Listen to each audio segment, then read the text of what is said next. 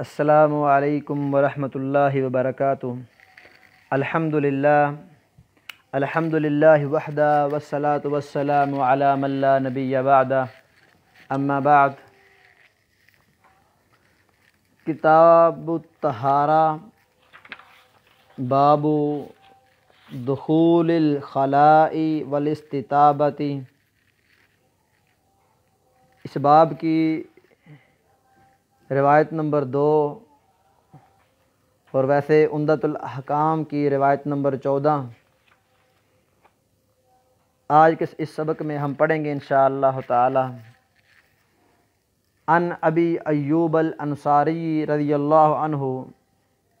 قال قال رسول اللہ صلی اللہ علیہ وسلم اذا اتیتم الغائط فلا تستقبلوا القبلة بغائط ولا بول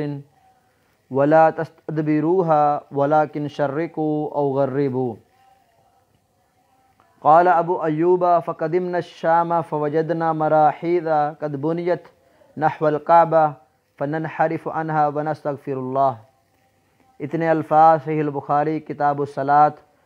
باب قبلۃ اہل المدینہ و اہل الشام والمشرق، روایت نمبر 394، اور صحیح مسلم کتاب الطہارہ باب الاستتابہ، حدیث نمبر 264 ہے۔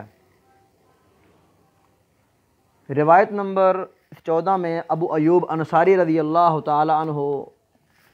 نے کہا کہ رسول اللہ صلی اللہ علیہ وسلم نے ارشاد فرمایا، جب تم غائط کو آؤ، غائط بول و برات کے لیے بنائی گئی جگہ، فلا تستقبلوا القبلۃ بغائط ولا بول، تو بول و براز کرتے وقت قبلہ کی جانب رخ نہ کرو، ولا تستدبروها، اور نہ اس کی طرف پیٹھ کرو بیت اللہ کی طرف، ولکن شرقوا او غربوا، لیکن تم مشرق کی طرف رخ کر لو یا مغرب کی طرف کر لو۔ ابو ایوب انصاری رضی اللہ تعالیٰ عنہ فرماتے ہیں آگے، ہم شام کے علاقے میں گئے تو وہاں ہم نے مراحیض پائے، مراحیض غسل خانے،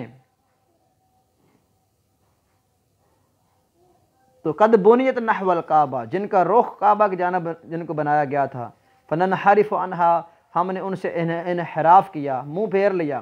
ونستغفر اللہ عز وجل، اور ہم نے اللہ رب العزت سے توبہ کی۔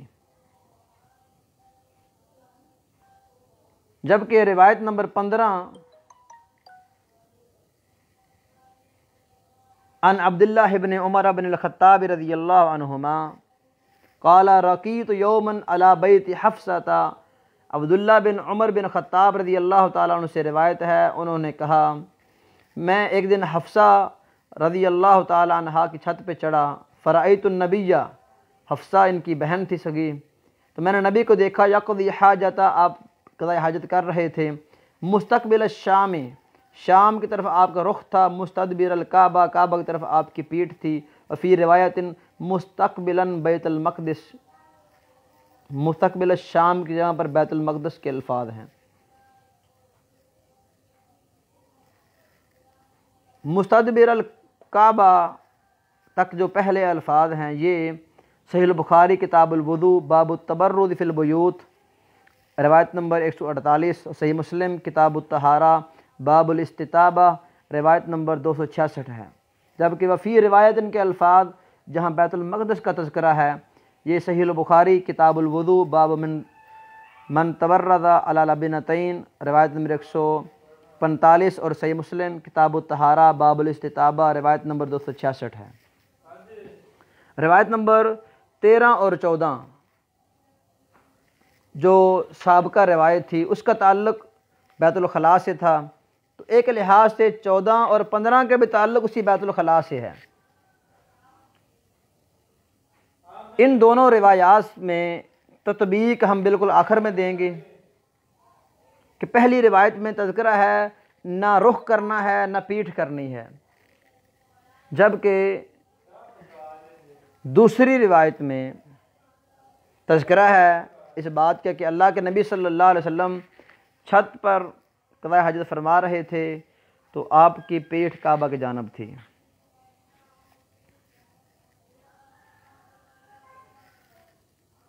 اس حدیث کی کچھ تفصیل کی طرف ہم آتے ہیں۔ غائط یہ المکان المطمئن من الارض المنخفض، وہ جگہ جس کو قضاء حاجت کے لیے زمین سے خاص کر لے جاتا ہے، اور مراحیض یہ مغتسل غسل خانے کے معنی میں استعمال ہوتا ہے۔ اس روایت کے اندر روایت نمبر 14 میں دو حکم ہیں۔ پہلا حکم عموم پر ہے، دوسرا حکم خصوص پر ہے۔ فلا تستقبل القبلہ بغائط ولا بول ولا تستدبروها، عام حکم ہے کہ کوئی بھی کہیں بھی قبلہ کی طرف رخ کر کے بول و براز نہ کرے اور نہ اس کی طرف پیٹھ کرے۔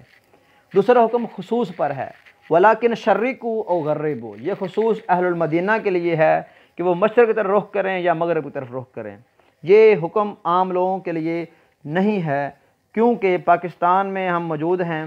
تو پاکستان میں مشرق اور مغرب کی جانب بیت اللہ ہے، تو اگر ہم غربو کو عموم پر رکھتے ہیں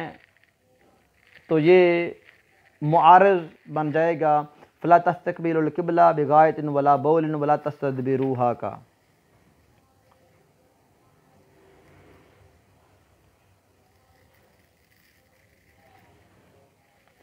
اس روایت میں چند ایک فوائد روایت نمبر 14 میں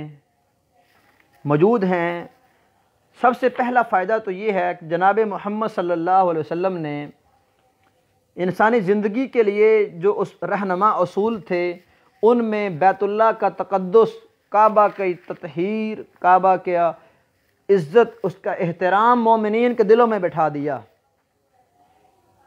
کہ بیت اللہ کی طرف بول و براد کرتے وقت رخ نہیں کرنا، اس کو اپنے سامنے نہیں کرنا۔ اس طرح اس حدیث کے اندر شرقوا غربوا سے مطلب سورج اور چاند کی طرف رخ کرنے سے مطلب یہ ہے کہ اگر اہل المدینہ مشرق اور مغرب کی طرف رخ کرتے ہیں تو مشرق و مغرب کی جانب رخ کرنا کوئی توہین نہیں ہے، جواز پر مبنی بات ہے، اس میں کوئی کراہت نہیں ہے، جبکہ بیت اللہ کا احترام، بیت اللہ کی طرف رخ کرنا اس میں کراہت ہے جس کو منع کر دیا گیا۔ تو اللہ کے نبی صلی اللہ علیہ وسلم نے اس روایت نمبر 14 کے تحت فلا تستقبلوها ولا تستدبروها میں مطلقاً بنیان یعنی گھر کے اندر بیت الخلاء کو بنایا ہوا ہو، عمارتوں کے اندر ہو یا صحرا میں انسان نے بول و براد کرنا ہو تو مطلقاً منع کر دیا، اور اس حدیث میں کوئی ذیلی تفصیل بھی بیان نہیں کی گئی۔ اسی طرح استدبار، پیٹھ کرنے کو بھی مطلقاً منع کر دیا، جبکہ دوسری روایت کے اندر جو بات موجود ہے کہ رسول اللہ صلی اللہ علیہ وسلم چھت پر قضاء حاجت کر رہے تھے تو آپ کی پیٹھ یہ بیت اللہ کی طرف تھی۔ ان دونوں روایات کے اندر تطبیق دینے کے بعد امام صالح العثیمین، محمد بن صالح العثیمین رحمہ اللہ تعالی اس بات کو راجح قرار دیتے ہیں کہ بنیان گھروں کے اندر اگر بیت الخلاء ہے وہاں پر استدبار الکعبہ اگر ہو جاتا ہے تو اس میں جواز ہے، استقبال پھر بھی نہیں کرنا، اور سب سے بہتر بات یہ ہے چاہے گھر ہوں یا چاہے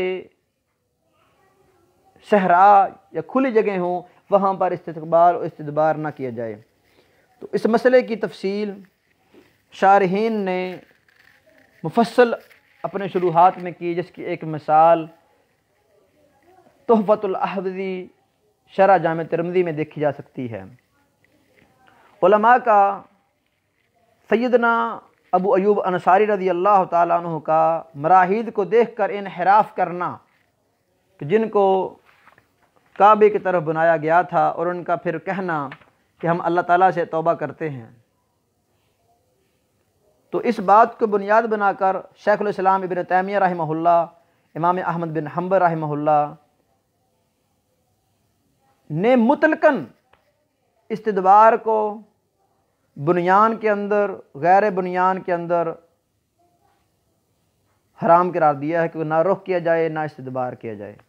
تو راجہ بات میں نے آپ احباب کے سامنے رکھ دی۔ دیگر فوائد اس حدیث سے جو ثابت ہوتے ہیں کہ استقبال القبلہ اور استدبار حال قضاء الحاجہ ہے، یعنی اگر انسان کسی اور حالت میں ہے، کپڑے انسان نے تبدیل کرنے ہیں یا انسان نے اپنے گھر کے معاملات کرنے ہیں، تو پھر بیت اللہ کی طرف رخ کرنا یا بیت اللہ کی طرف پیٹھ کرنے میں کوئی حرج نہیں ہے۔ حالت، اس خاص حالت میں یہ کام منع قرار دیا گیا ہے۔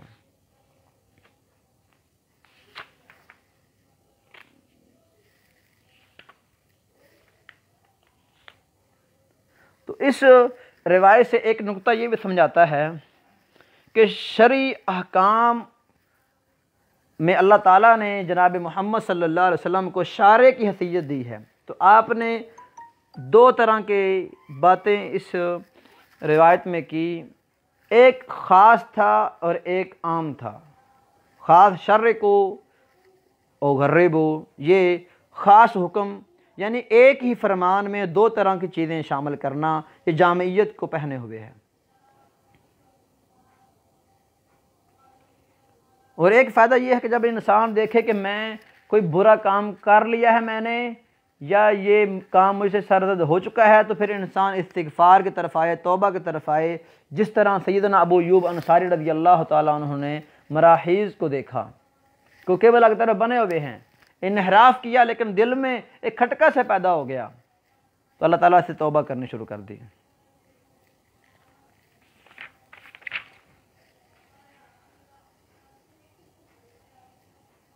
اور یہاں پر گھروں کے اندر بیت الخلاء کو بنانا، اس کا جواز بھی اس حدیث سے نکلتا ہے کہ جناب محمد صلی اللہ علیہ وسلم اپنے زوجہ محترمہ سیدہ حفصہ بنت عمر رضی اللہ تعالیٰ عنہ کے گھر میں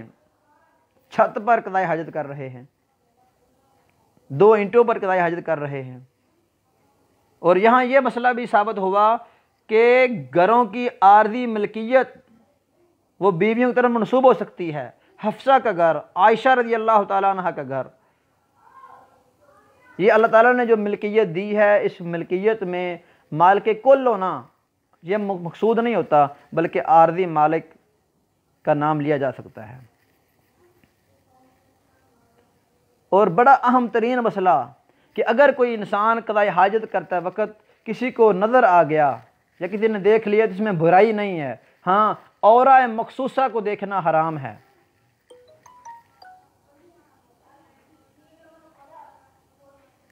تو رسول اللہ صلی اللہ علیہ وسلم کا ایک طرف فرمان، ایک طرف آپ کا فعل، تو آپ کے فعل نے فرمان کی وقعت میں ایک جواز پیدا کر دیا کہ آپ نے استدبار کیا ہے۔ تو علماء نے یہاں سے استدلال کیا کہ عمارتوں کے اندر جو بیت الخلاء بنائے گئے ہیں، اگر وہاں پر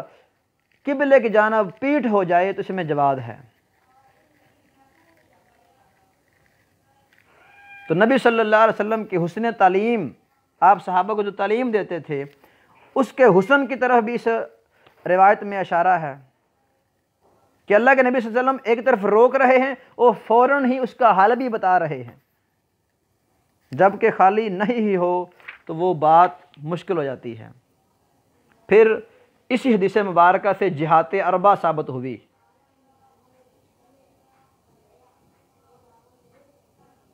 استقبال استدبار سے دو جہتیں اور شرع کو اور غربو سے دو جہتیں ثابت ہوئی۔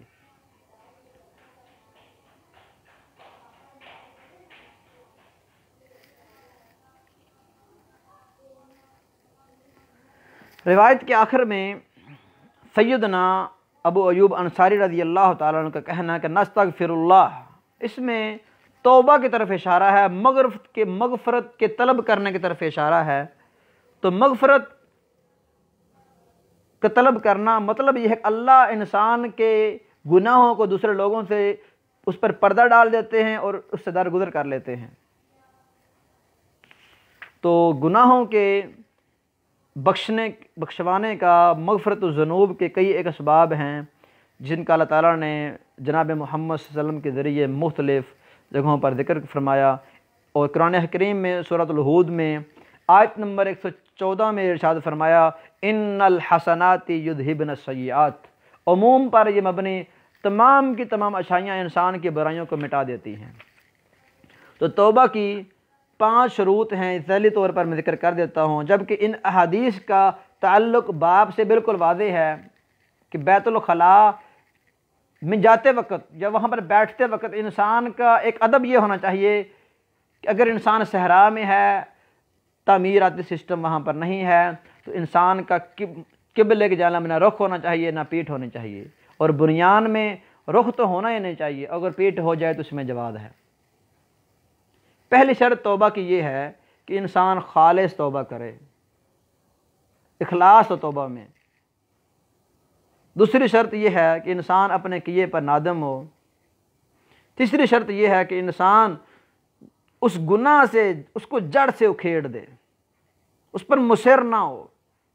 چوتھی شرط یہ ہے کہ انسان عزم کرے کہ دوبارہ زندگی میں کبھی نہیں کرے گا۔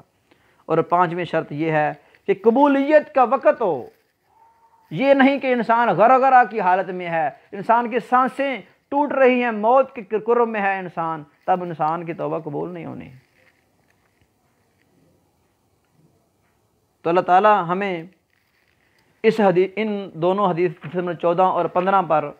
عمل کرنے کی توفیق عطا فرمائے، اور اس میں یہ حکم عمدۃ الاحکام حکم ثابت یہ ہوا کہ انسان استقبال اور استدبار قبلہ بحال لغائط، جب انسان پیشاب پخانہ کر رہا ہے تو انسان کو صحرا میں بالکل بھی نہ قبلہ کی طرف پیٹھ کرنا چاہیے نہ منہ کرنا چاہیے، اور اگر گھروں کے اندر کوئی بیت الخلاء بنا ہوا ہے تو وہاں پر انسان کو استقبال سے تو بہت زیادہ بچنا چاہیے، البتہ اگر انسان کی پیٹھ قبلہ کی جانب ہو جاتی ہے تو اس کا جواز ہے۔ وَأَقُولُ قَوْلِي هَٰذَا وَأَسْتَغْفِرُ اللَّهَ وَأَتُوبُ إِلَيْهِ۔